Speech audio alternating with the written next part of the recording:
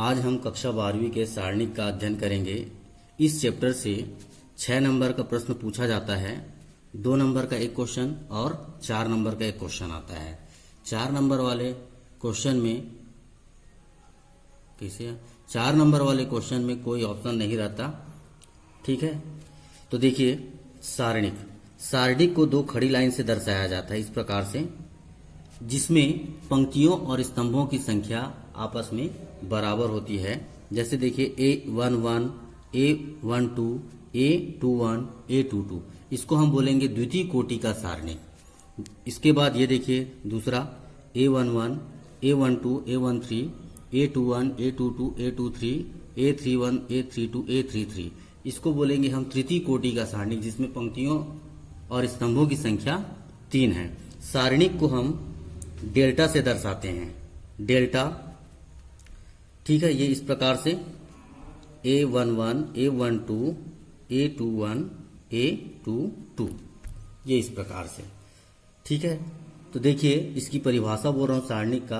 प्रत्येक वर्ग आव्यूह A एक निश्चित संख्या से संबंधित होता है। इस निश्चित संख्या को उस वर्ग आव्यूह A का सारणिक कहते हैं, जिसे डेल्टा से दर्शाया जाता है। या A का इस प्रकार से अगर हम इस सारणिक को A से डिनोट करें तो ये डिटरमिनेंट ऑफ A हो जाएगा, ठीक है। ये याद रखना। तो देखिए, द्वितीय कोटि या इसी को बोलते हैं 2x2 के सारणिक का प्रसार, द्वितीय कोटि के सारणिक का प्रसार। देखिए, माना डेल्टा बराबर, ये द्वितीय कोटि का सारणिक है, A11, A12, A21, A22। थोड़ा ऊपर करेंगे। अब क्या होगा, इसको हल करें तो इसका हल होगा मुख्य विकर्ण के अवयवों का गुणनफल। इसको मुख्य विकर्ण बोलेंगे। ये जो एलिमेंट है, अवयव है, उसको क्या बोलेंगे हम? मुख्य विकर्ण बोलेंगे। मुख्य विकर्ण के अवयवों का गुणनफल A11 का इंटू A22 से होगा, माइनस A21 का इंटू A12 से होगा। ये इसका हल होगा। द्वितीय कोटि के सारणिक का प्रसार इसी प्रकार से होगा, A11 into A22 minus A21 into A12। मतलब मुख्य विकर्ण के अवयवों का गुणनफल माइनस शेष अवयवों का गुणनफल। शब्दों में भी लिख देता हूं कि मुख्य विकर्ण के अवयवों का गुणनफल माइनस शेष अवयवों का गुणनफल, ये होगा। तो ये फॉर्मूला आपको याद रखना है, ठीक है। इसी से क्वेश्चन सॉल्व। अब हम 6.1 के प्रश्नों को हल करेंगे। 6.1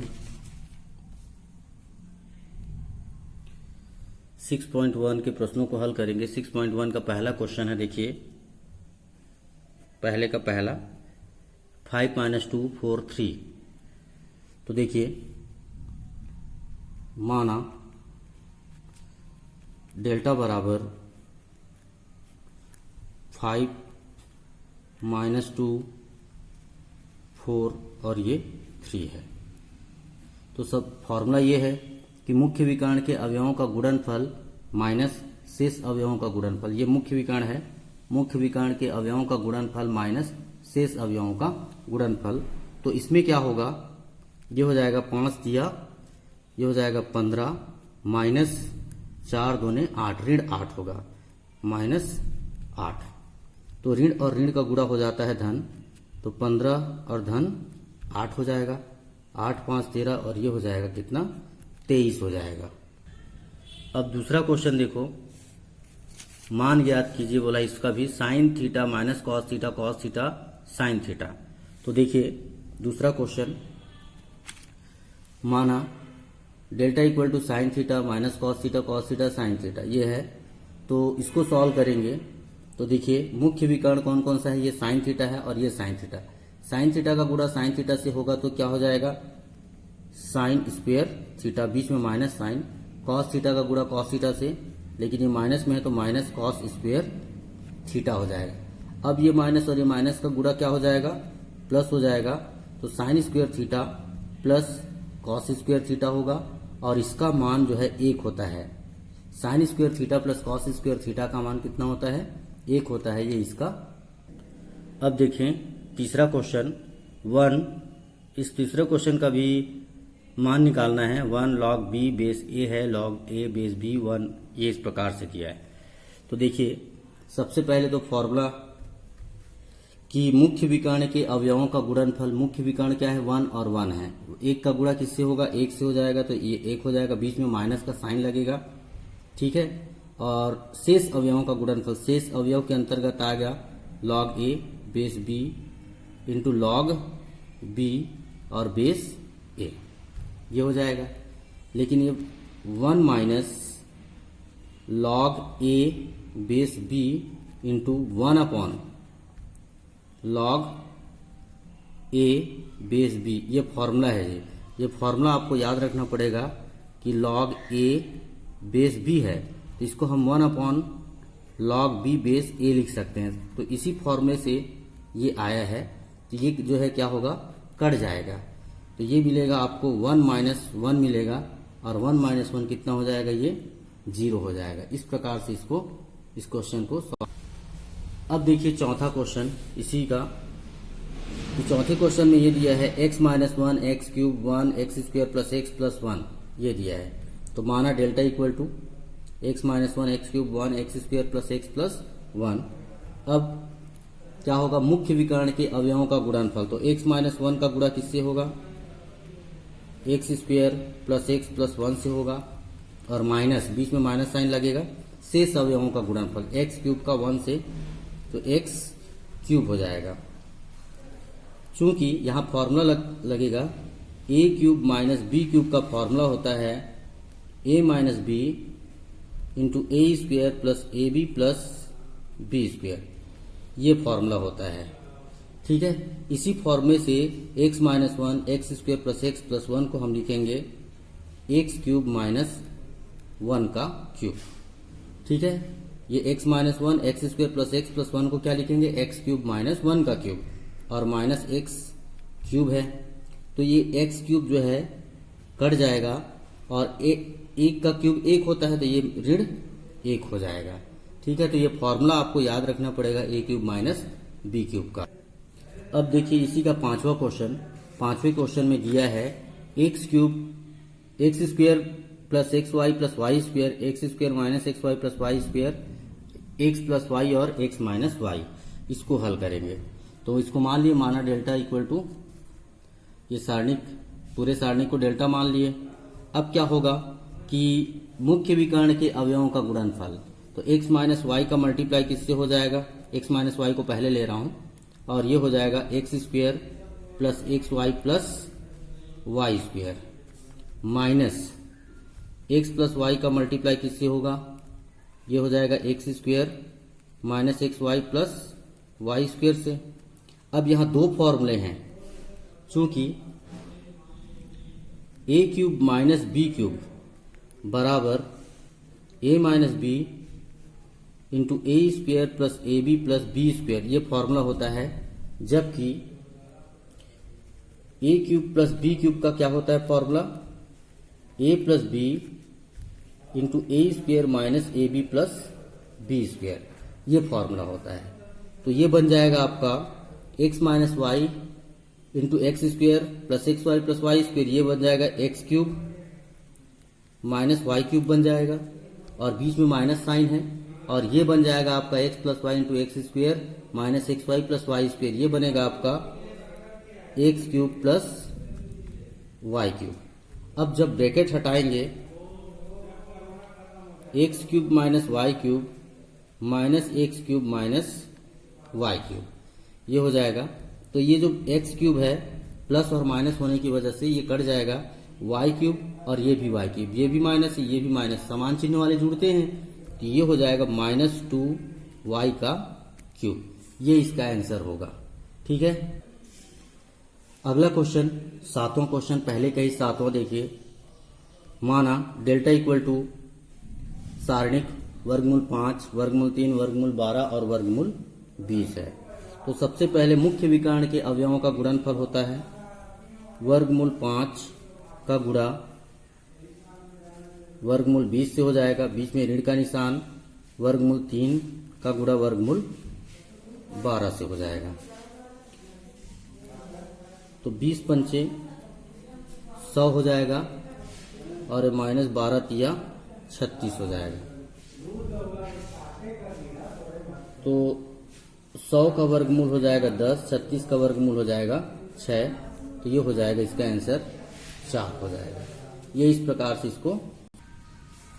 आठवां क्वेश्चन देखो, पहले का आठवां।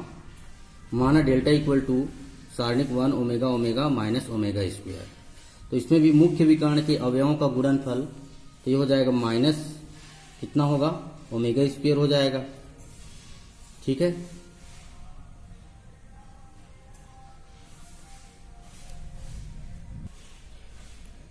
Yes sir. माना delta equal to 1 omega omega minus omega है, तो मुख्य विकर्ण के अवयवों का गुणनफल माइनस ओमेगा हो जाएगा, बीच में ऋण का निशान, और ओमेगा का गुणा ओमेगा से करेंगे तो ओमेगा स्क्वायर हो जाएगा। अब दोनों से क्या करेंगे, माइनस कॉमन ले लें, ओमेगा प्लस ओमेगा स्क्वायर हो जाएगा। चूंकि 1 प्लस ओमेगा स्क्वायर 0 होता है, यह हम लोग 11th में पढ़े हैं कि 1 plus omega square equal to 0, तो ओमेगा प्लस ओमेगा स्क्वायर का मान -1 हो जाएगा। तो ये -1 यहाँ पे वैल्यू रख देता हूँ, -1, तो ये हो जाएगा 1 के इक्वल हो जाएगा। अब देखिए 9th क्वेश्चन। माना del equal to 2 plus iota -1 plus 2 iota 1 plus 2 iota 2 minus iota. इसको सॉल्व करेंगे तो सबसे पहले तो फॉर्मूला है कि वही कि मुख्य विकर्ण के अवयवों का गुणनफल माइनस शेष अवयवों का गुणनफल, 2 प्लस आयोटा और 2 minus iota minus 1 plus 2 iota minus 1 plus 2 iota, ये हो जाएगा मुख्य विकर्ण के अवयवों का गुणनफल माइनस शेष अवयवों का गुणनफल। तो ये तो बन गया आपका 2 plus iota into 2 minus iota. ये भी फॉर्मूला बनेगा a plus b a minus b. इसको भी इसी फॉर्म में लिख लेते हैं। इसको मैं पहले लिख रहा हूँ 2 आयोटा प्लस 1 और ये 2 आयोटा माइनस 1। तो a plus b into a minus b, ये भी बन गया a plus b into a minus b. तो a plus b into a minus b का होता है a square minus b square.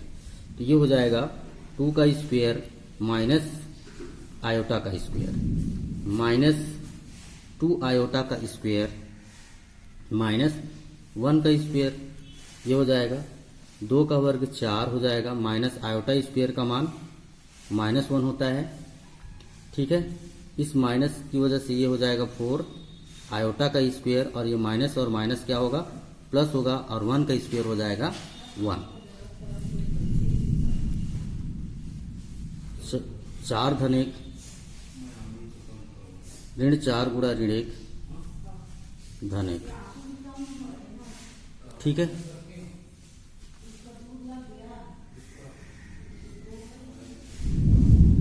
तो ये हो जाएगा कितना, 4 प्लस 1 प्लस 4 प्लस 1, तो 4 4 8 और ये हो जाएगा 10। टोटल कितना हो जाएगा इसका आंसर, ये हो जाएगा 10 इसका आंसर आएगा। ठीक है, अब देखेंगे हम क्वेश्चन नंबर 3 को। इसमें क्या प्रूफ करने के लिए बोला है, देखिए यदि a का मान 3 2 माइनस 2 माइनस 3 और b 2 माइनस 1 5 4 का मैट्रिक्स है, तो सत्यापित करना है कि डिटरमिनेंट ऑफ ए बी बराबर determinant of a into determinant of b, ये प्रूफ करना है। तो इसके लिए सबसे पहले देखें, सबसे पहले हम डिटरमिनेंट ऑफ ए निकाल लें। क्या निकालेंगे, डिटरमिनेंट ऑफ ए। तो डिटरमिनेंट ऑफ ए बराबर हो जाएगा 3 2 माइनस 2 माइनस 3, ये हो जाएगा 3 तिया 9 ऋण 9, बीच में ऋण का निशान, और 2 दूने 4 ऋण 4 होगा। तो ये हो जाएगा ऋण 9 और धन 4, ऋण और ऋण का गुणा धन हो गया। तो न, अब ये घटेगा, ऋण 9 है और धन 4 है तो ऋण 5 हो जाएगा। ये डिटरमिनेंट ऑफ ए भी हो गया, डिटरमिनेंट ऑफ ए हुआ। ठीक है, डिटरमिनेंट ऑफ बी निकालें अब। तो determinant of b equal to होगा 2 -1 और ये 5 और ये 4। ये तो इसको सॉल्व करें तो कितना हो जाएगा, ये 2 चौक 8, बीच में ऋण का निशान लगाएं और 5 एकम 5, ये ऋण 5 होगा। तो ऋण और ऋण का गुणा जो है धन हो जाएगा, धन 5। तो 8 5 13, ये हो गया डिटरमिनेंट ऑफ बी। अब हमको निकालना पड़ेगा ए बी। ए का मल्टीप्लाई बी से, रो का मल्टीप्लाई किससे करना पड़ेगा, कॉलम से। तो 3 2 -2 -3, ये हो जाएगा बी 2 -1 5 और ये 4। तो जब मल्टीप्लाई करें, ये तो कैसे ही करेंगे, रो का मल्टीप्लाई होता है कॉलम से। ये कितना हो जाएगा, 3 दूने 6 धन 2 एकम 2, ये धन 2 हो जाएगा। फिर सेकेंड कॉलम से करें, 3 पंचे 15, ऋण 4 दूने 8, ये हो जाएगा। फिर सेकेंड रो का फर्स्ट कॉलम से मल्टीप्लाई करें, 2 दूने 4 और धन 3 एकम 3। फिर सेकेंड कॉलम से मल्टीप्लाई करें, 5 दूने 10, ऋण 4 तिया 12। तो ये आपका मिलेगा, ये 8 7, ये 7 और ऋण 2, ये हो जाएगा। अब डिटरमिनेंट ऑफ ए बी निकालें। डिटरमिनेंट ऑफ ए बी बराबर डिटरमिनेंट ऑफ 8 7 7 और ये -2। तो ये मिलेगा 8 दूने 16, -16 हो जाएगा, बीच में माइनस का साइन, 7 7 49। ठीक है, तो ये होगा -65 हो जाएगा। दोनों को जोड़ेंगे, समान चिन्ह वाले जुड़ते, 9 6 15 की 5, हासिल 1 4 1 5 और ये 6 65। 65 को हम लिखेंगे -5 और गुणा 13। तो -5 देखिए, ये जो -5 है ये डिटरमिनेंट ऑफ ए की इक्वल है, और 13 जो है ये 13 डिटरमिनेंट ऑफ बी के इक्वल है। डिटरमिनेंट ऑफ बी के इक्वल है ये 13। तो इसको हम लिखेंगे, क्या लिखेंगे, determinant of a into determinant of b. तो ये आपका प्रूफ हो गया कि डिटरमिनेंट ऑफ ए बी बराबर determinant of a into determinant of b. ये इस प्रकार से इसको प्रूफ करना है। अब देखिए क्वेश्चन नंबर 4 को, यदि ए इक्वल टू मैट्रिक्स है 1 4 2 2, तो दर्शाइए कि determinant of 2a equal to 4 into determinant of A. ये प्रूफ करना है। ठीक है, तो इसके लिए देखिए ए बराबर क्या दिया है, एक आव्यूह ए 1 4 2 2 दिया है। अब हम निकालेंगे, पहले डिटरमिनेंट ऑफ ए निकालें। Determinant of a equal to 1 4 2 2, तो ये कितना हो जाएगा, 2 -8, ये हो जाएगा -6। ठीक है, तो 2a निकालें। अब 2a, 2 का गुणा a से, तो 2 गुणा 1 4 2 2, ये हो जाएगा।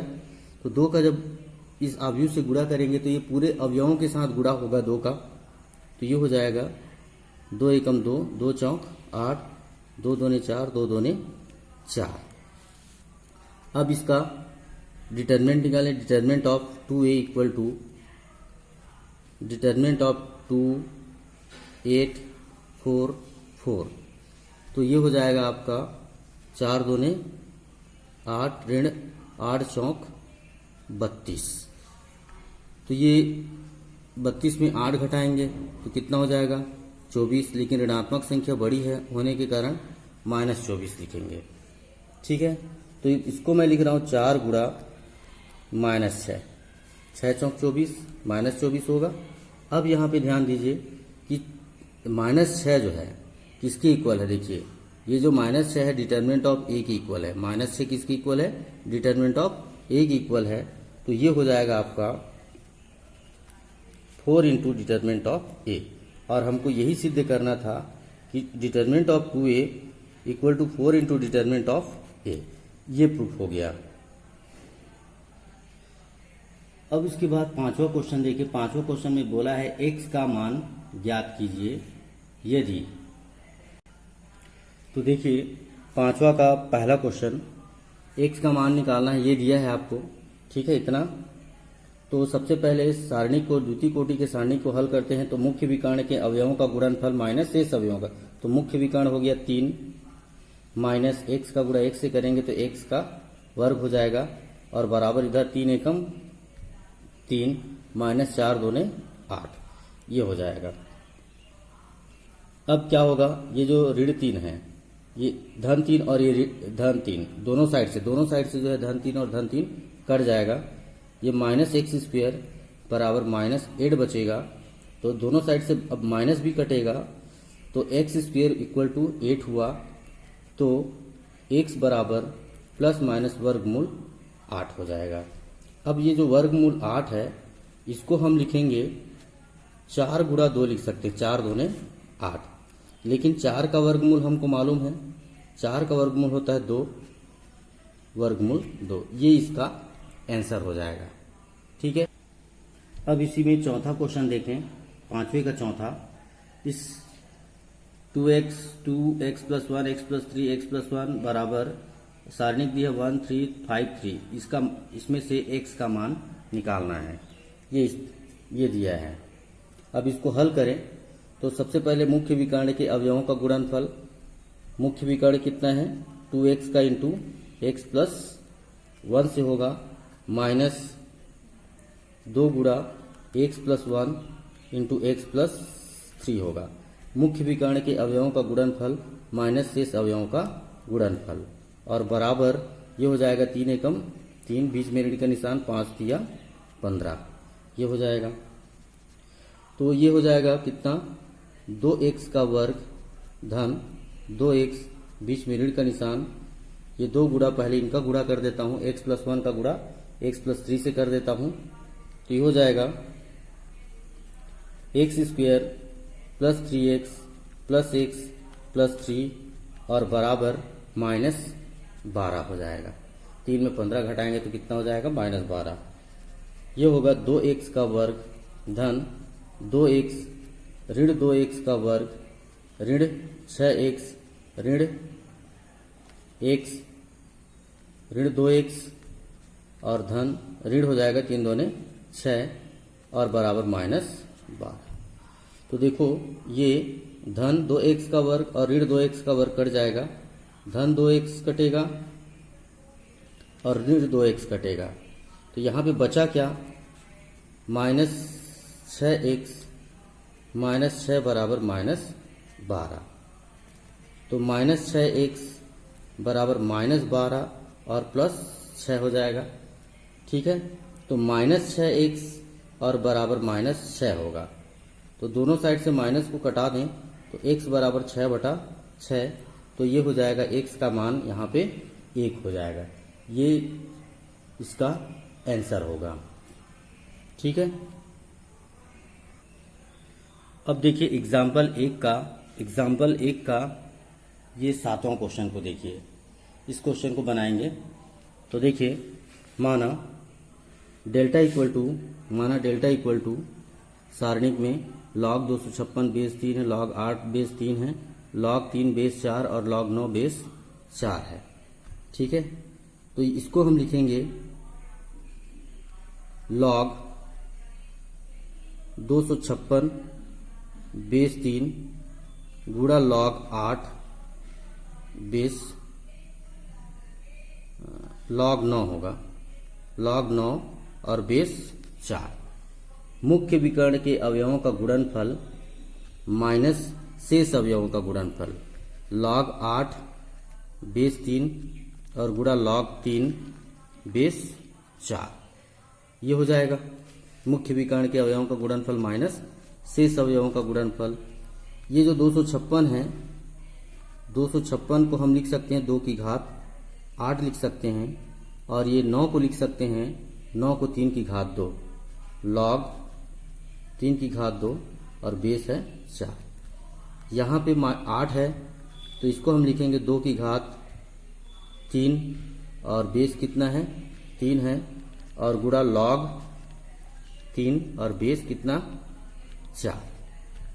ठीक है, चूंकि log m की घात n का फॉर्मूला होता है n log m होता है, n log m।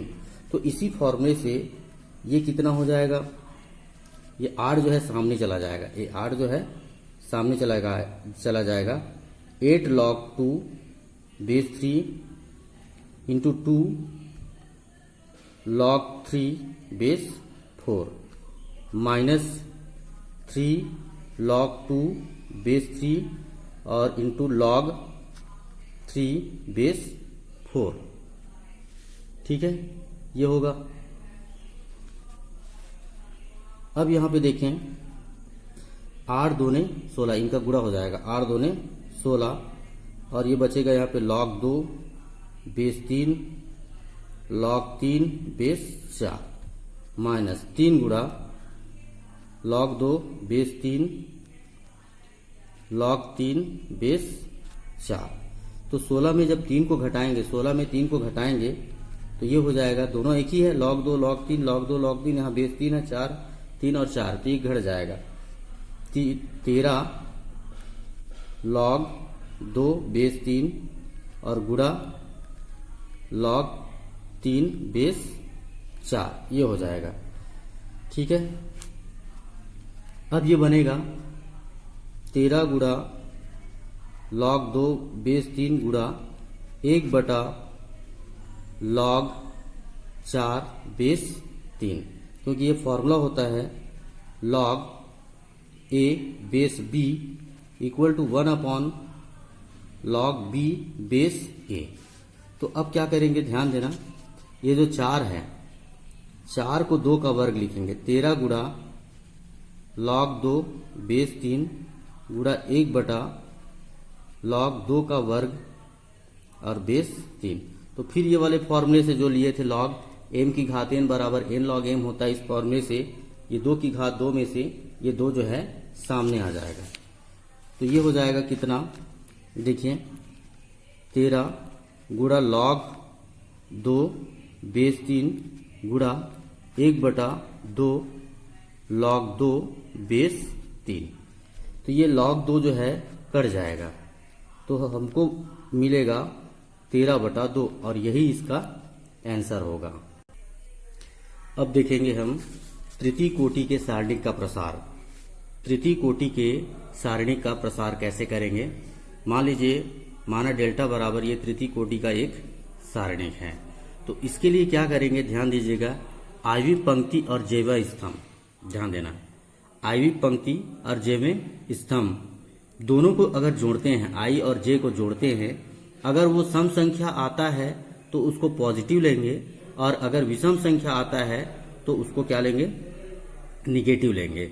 तो देखिए अगर हम इस सारणिक का R1 के सापेक्ष प्रसार करते हैं, R1 के सापेक्ष प्रसार करते हैं तो R1 में क्या कौन कौन सा एलिमेंट है, A11 A12 A13। तो A11 1 और 1 2 हो जाएगा, सम संख्या होगा, दोनों को जोड़ने पर तो क्या लेंगे, पॉजिटिव लेंगे। तो जब A11 को लेंगे, A11 तो इस कॉलम को, ये वाला कॉलम को और इस रो को छोड़ना पड़ेगा, इस कॉलम इस रो को छोड़ेंगे तो कौन कौन सा एलिमेंट बच रहा है, देखिए A22 A32 A23 A33। तो ये 2 क्रॉस 2 का डिटरमिनेंट इसके साथ मल्टीप्लाई होगा। उसके बाद आगे बढ़ेंगे, A12 में क्या होगा, 1 + 2 ये 3 होगा, जो कि क्या है, विषम है। विषम में क्या लेना है, आपको निगेटिव लेना है, निगेटिव साइन लेंगे तो A12 है तो माइनस A12। ठीक है, तो जब इस एलिमेंट को लेंगे 12 को तो इस कॉलम को और इस रो को छोड़ेंगे, इस कॉलम और इस रो को छोड़ेंगे तो A21 बच रहा है, A31 A23 और ये 33। तो ये 2 क्रॉस 2 का डिटरमिनेंट इस प्रकार से बनेगा। ठीक है, और जब A13 को लेंगे, A13 में क्या होगा, 3 और 1 4, सम संख्या हो रहा है, दोनों को जोड़ने पर सम संख्या हो रहा है तो क्या लेंगे, पॉजिटिव लेंगे। पॉजिटिव जब लेंगे प्लस A13 लेंगे, प्लस A13 तो इस कॉलम को, ये वाले इस एलिमेंट का जो ये कॉलम है और ये जो रो है इसको छोड़ना पड़ेगा। तो A21, A31, A22, A32 ये बनेगा। तो ये जो है R1 के सापेक्ष प्रसार हो जाएगा। इसी प्रकार अगर हम R2 के सापेक्ष प्रसार करेंगे तो 21 के लिए क्या लेना पड़ेगा? नेगेटिव साइन लेना पड़ेगा। 22 के लिए क्या लेना पड़ेगा? पॉजिटिव साइन लेना पड़ेगा। और 23 के लिए फिर से क्या लेना पड़ेगा? ये निगेटिव साइन लेना पड़ेगा। और जिस एलिमेंट को लेते हैं उस कॉलम और उस रो के अवयव को छोड़कर 2x2 का सारणिक बनाएंगे। जैसे 21 है यहाँ पे, तो 21 है तो इस कॉलम को छोड़ेंगे और ये रो छूटेगा। तो क्या बचा? A12, A32, A12, A32, A13 और A33। ये इस प्रकार से बना। ठीक है। इसी प्रकार से अगर 22 को लेते हैं तो इस कॉलम को छोड़ेंगे, इस रो को छोड़ेंगे, तो क्या बचेगा? A11 बचेगा, A31 बचेगा, A13 और A33। ये देखिए 2x2 का ये डिटरमिनेंट बनेगा। और अगर हम 23 को लेते हैं तो 23 2 + 3 5 होगा। 5 क्या है? विषम संख्या है। विषम संख्या में क्या करना है? आपको निगेटिव साइन लेना है। तो निगेटिव साइन लिए -A23 हो गया ये।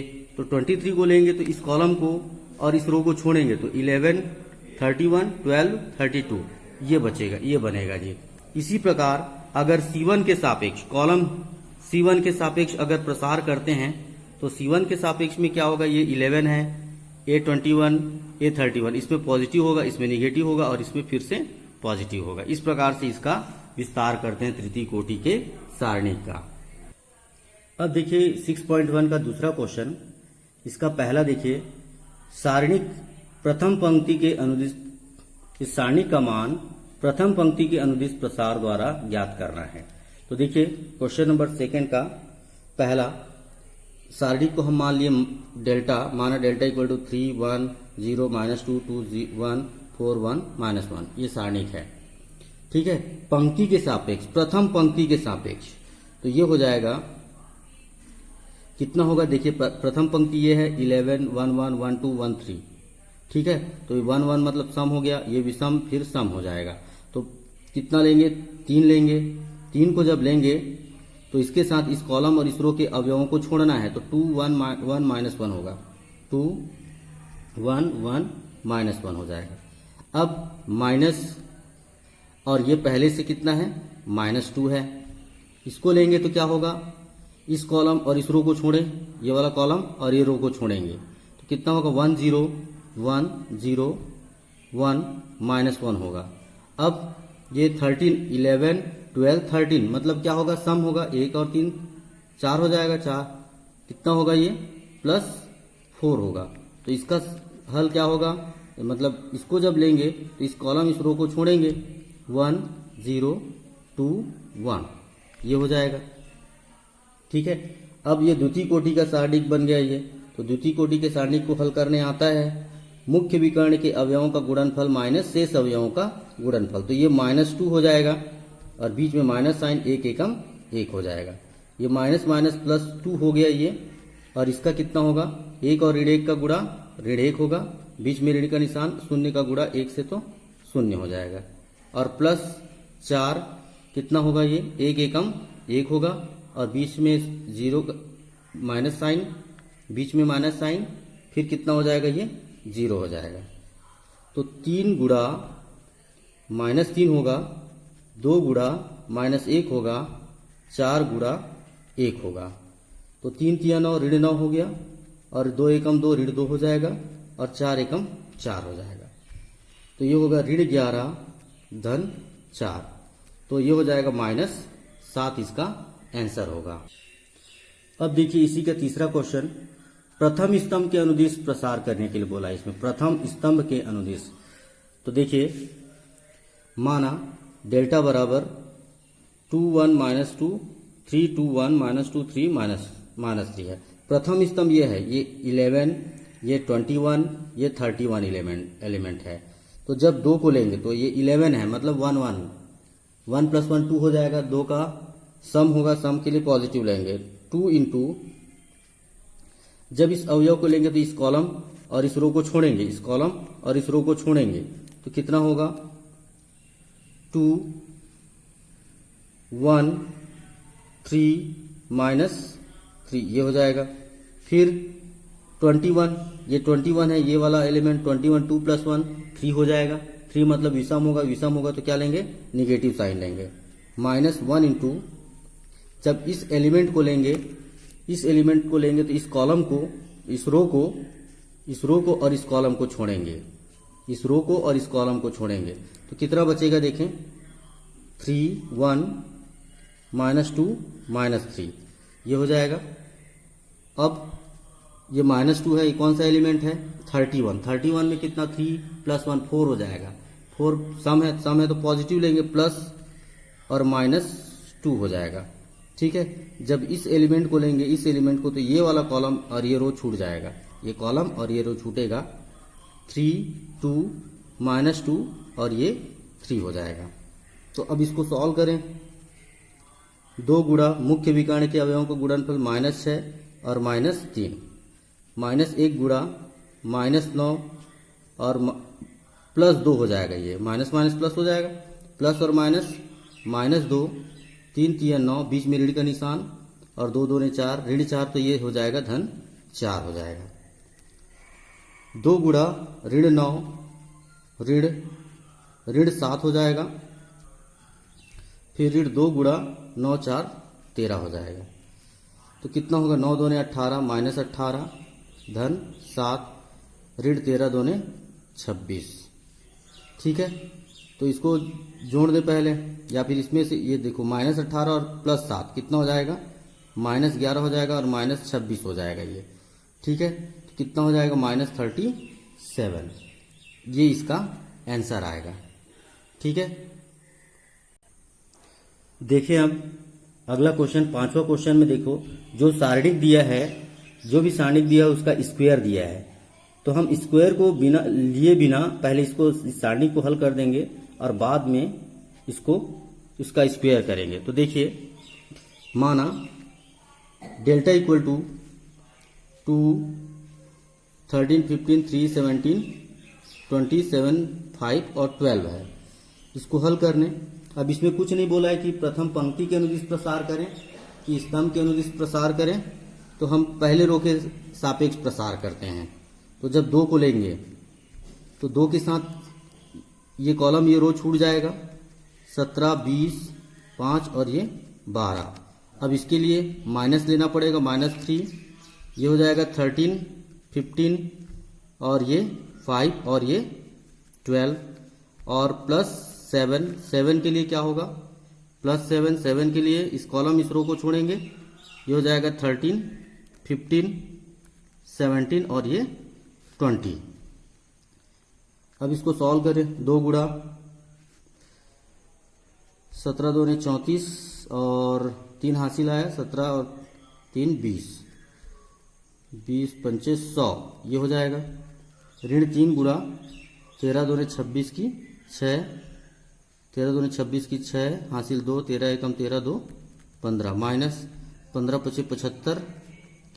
ठीक है, +7, 13 2 26 260 हो गया, माइनस 17 पंचे 85 की 5 हासिल 8, 17 एकम 17 8 25। तो ये हो जाएगा 2 गुणा 104 -3 गुणा, ये इसमें 75 माइनस करेंगे, 75 तो ये हो जाएगा कितना,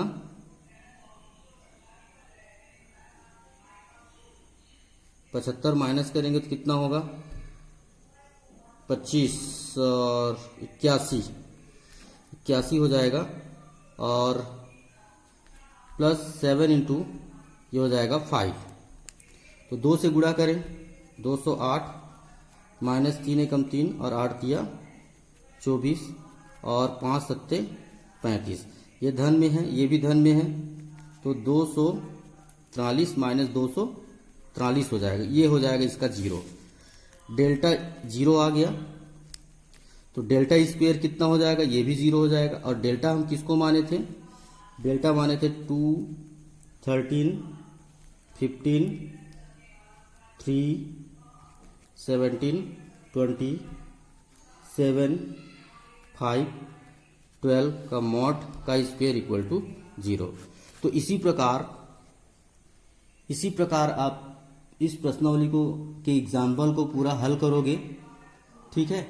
एग्जाम्पल को पूरा हल करोगे, प्रश्नावली के प्रश्नों को पूरा सॉल्व करोगे, प्रश्नावली के पूरे प्रश्नों को, ये जो प्रश्न हैं इसको हल करोगे।